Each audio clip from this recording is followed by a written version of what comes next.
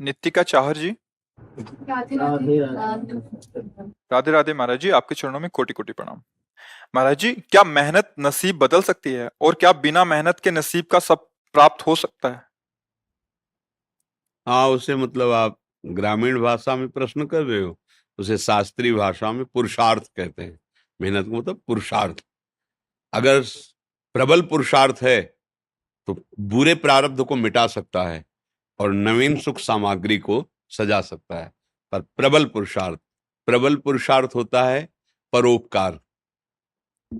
दूसरे के भारी समस्या दुख में सम्मिलित होकर उसको मिटा दो और भगवान का स्मरण करो। इन दो के द्वारा ये प्रबल पुरुषार्थ आपके पूर्व प्रारब्ध को नष्ट कर देगा। जैसे मेहनत बहुत करते हैं और लाभ बहुत कम प्राप्त होता है, और बहुत कम मेहनत करते हैं बहुत ज्यादा लाभ प्राप्त होता है। ऐसे व्यक्ति देखे जाते हैं कि जिनकी दिनचर्या में मतलब भाग्यवश केवल धन आ रहा है, कोई मेहनत नहीं। और एक आदमी है दिन भर मेहनत करता है, 400-500 रुपया, वो भी पूरे परिवार को ठीक से पूरा भोजन वस्त्र पढ़ाई लिखाई सब नहीं कर पा रहा। एक आदमी है कि बिल्कुल कोई ऐसा कार्यरत नहीं है, पर अर्थ की बाहुल्यता उसके घर में। ये पूर्व का जो पुण्य है वो उसे अर्थ प्राप्त करा रहा है, वर्तमान में वो पुरुषार्थहीनता दिखा रहा है। तो जब तक प्रारब्ध भोग है पुण्य का तब तक चलता रहेगा। अब एक है वर्तमान में बहुत पुरुषार्थ कर रहा, मेहनत कर रहा है, लेकिन पूर्व का पाप उसे आगे नहीं बढ़ने दे रहा। अब पहले पीछे का जो पाप है उसे नष्ट करने वाला पुरुषार्थ बने। वो दो प्रकार से होता है। परहित सरिष धर्म नहीं भाई। दूसरे का किसी का ऐसा हित हो जाए जो असहाय है, असमर्थ है, रोगी है, परेशान स्थिति में, हम उसका सहयोग कर दें बिना किसी स्वार्थ के और प्रभु का नाम जप करें। इन दो के द्वारा हम पुराने पुराने कर्मों का परिणाम जो हमें आगे नहीं बढ़े उनको हम नष्ट कर सकते हैं। तो हुआ तो ये भी प्रयास ही ना, मेहनत ये भी तो हुई ना। नाम जप करते हुए दूसरों के सुख की भावना में अपने कर्तव्य का पालन करते हुए, तो ये पुरुषार्थ आपके पूर्व प्रारब्ध का नाश कर सकता है। भाग्य से ही सब कुछ मिलता है ऐसा नहीं है, भाग्य भी काम करता है।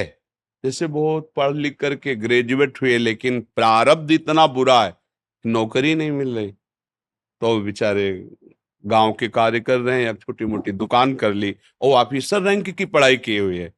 और एक है कि ऐसे घर में जन्मे हैं कि जमींदारी पहले से ही है, और वो न पढ़ने में रुचि न किसी क्रिया में रुचि, लेकिन वो बहुत सांसारिक सुखों को भोग रहे हैं। यहाँ प्रारब्ध देखा जाता है।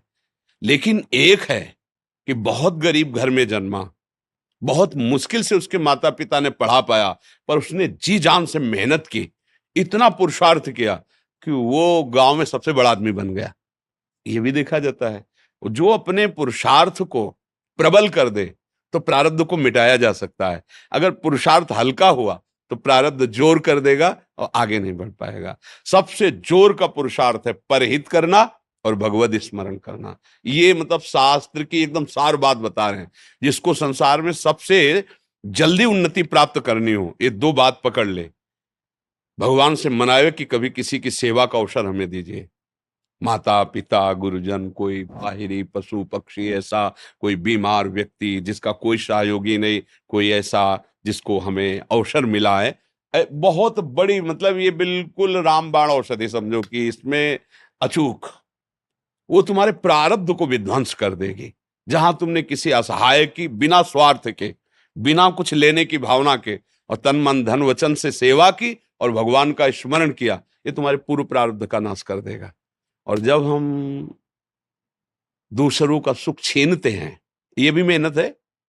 चोर भी तो मेहनत करता है, न जाने कितना हिम्मत करता है दूसरों की संपत्ति चुराने के लिए, मारपीट सहता है, मारपीट करता है। वो मेहनत करके दूसरे का धन अपहरण करके दूसरे को दुख देने वाली क्रियाएं करता है। तो उसकी ये मेहनत, उसके पूर्व के पुण्य जो जमा है आगे सुख देने वाले, उनका नाश प्रारंभ हो जाता है। पूर्व का पाप और वर्तमान का पाप, ये जब दोनों मिलेंगे तो किसी काम का नहीं कहते मिट्टी में मिल गया, किसी काम का नहीं, सब विध्वंस हो जाता है। इसलिए सदाचरण करो। और ये अंदर की बात कह रहा हूं, हृदय की, दूसरों को सुख पहुंचाने की भावना ले आओ और नाम जप करो, जय को प्राप्त हो जाओगे। परहित सरिस धर्म नहीं भाई। जटायु जी को वो गति वो दुलार मिला जो महाराज दशरथ जी को प्रभु ले। दशरथ जी वहां प्राण त्याग रहे हैं, भगवान श्री राम वनवास में। जटायु जी ने अपने प्राणों की परवाह न करके सीता जी की रक्षा रावण से करने के लिए रावण पर, महाबली रावण है, आक्रमण कर दिया और एक बार तो बेहोश करके गिरा ही दिया चोंच और पंजों की मार से, और उसके चंद्रहास के प्रहार से पंख कट गए। राम राम राम। देखा भगवान श्याम, गोद में भगवान ने उठाया और ये भगवान ने एक वचन कहा कि ये मेरी कृपा से नहीं, आप अपनी करनी से ऐसी उत्तम गति को प्राप्त हो रहे हो। भगवान ने एक शब्द कहा, ये आप अपनी करनी से ऐसी उत्तम गति को प्राप्त हो रहे हो। तात, ये मेरी कृपा की बात नहीं, तुम्हारी करनी की बात है। तुमने ऐसी करनी की, तब वहां परहित सरिस धर्म नहीं भाई।